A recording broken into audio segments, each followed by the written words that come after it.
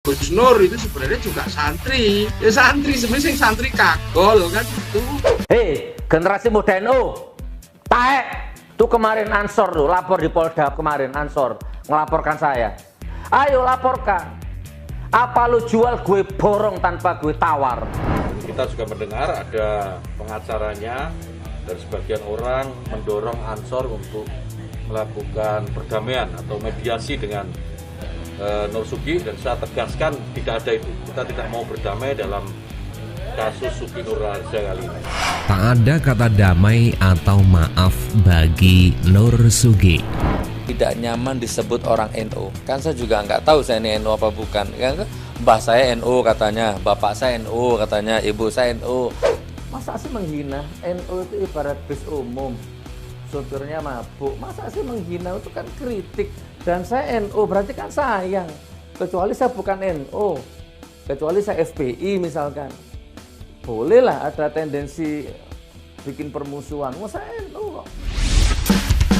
Assalamualaikum warahmatullahi wabarakatuh. Selamat berjumpa kembali kawan-kawan saya semuanya dimanapun Anda berada. Video ini berjudul dengan tidak ada maaf atau kata damai buat Nur Sugi.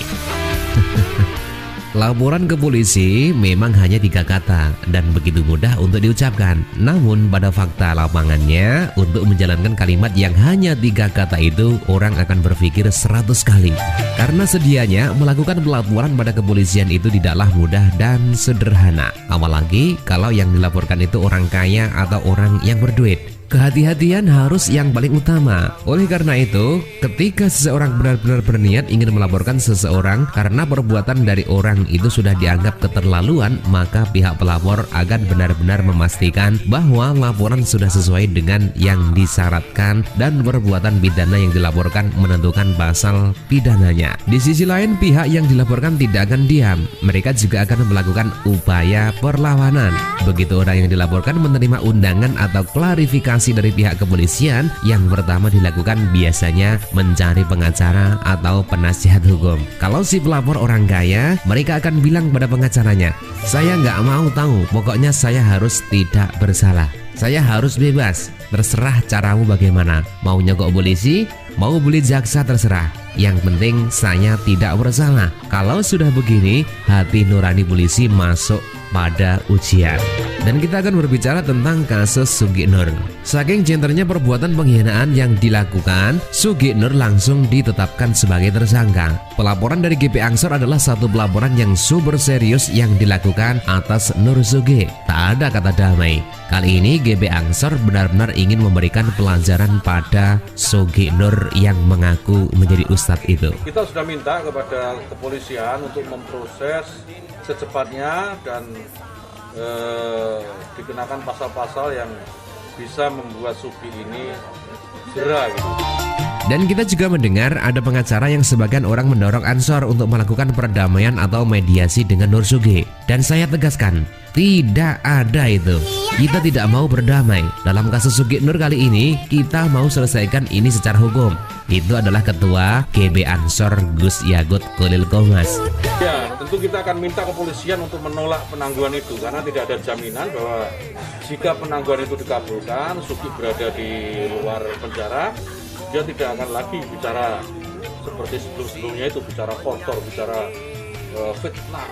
Gus Yagut juga menyatakan pihaknya akan meminta kepolisian untuk menolak penangguhan karena tidak ada jaminan jika Sugi Nur berada di luar penjara.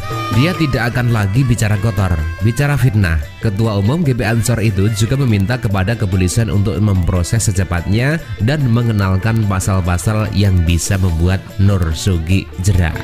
Kalau sudah begini, tidak akan ada itu namanya tawa dan senyum tersungging di wajah Nur Sugi. Tak ada pula pihak yang akan bisa meringankan. Nur Sugi benar-benar kena batunya sekarang. Dalam status Nur Sugi yang sudah ditetapkan sebagai tersangka, langkah selanjutnya yang akan polisi lakukan adalah melengkapi berkas perkara untuk kemudian diserahkan kepada pihak kejaksaan.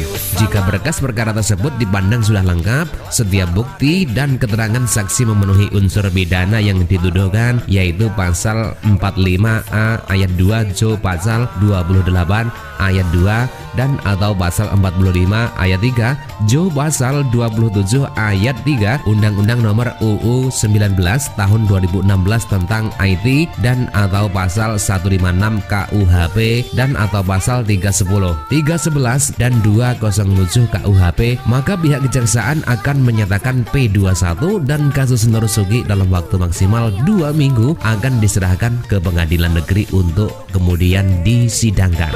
Dan yang saya menjadi heran adalah jika polisi mengenakan pasal 45A ayat 2 Undang-Undang ITE yang berbunyi setiap orang yang dengan sengaja dan tanpa hak menyebarkan informasi yang ditujukan untuk menimbulkan rasa kebencian atau permusuhan individu dan atau kelompok masyarakat tertentu berdasarkan atas suku, agama, ras dan antar golongan atau sara sebagaimana dimaksud dalam pasal 28 ayat 2 dipidana dengan pidana penjara paling lama 6 tahun atau denda paling banyak 1 miliar rupiah. Lalu kenapa Refli Harun tidak ikut ditangkap? Apalagi jika kita melihat pasal 27 ayat 3 Undang-Undang IT yang berbunyi setiap orang dengan sengaja dan tanpa hak mendistribusikan dan atau mentransmisikan dan atau membuat dapat diaksesnya informasi elektronik dan atau dokumen elektronik yang memiliki muatan penghinaan dan atau pencemaran nama baik.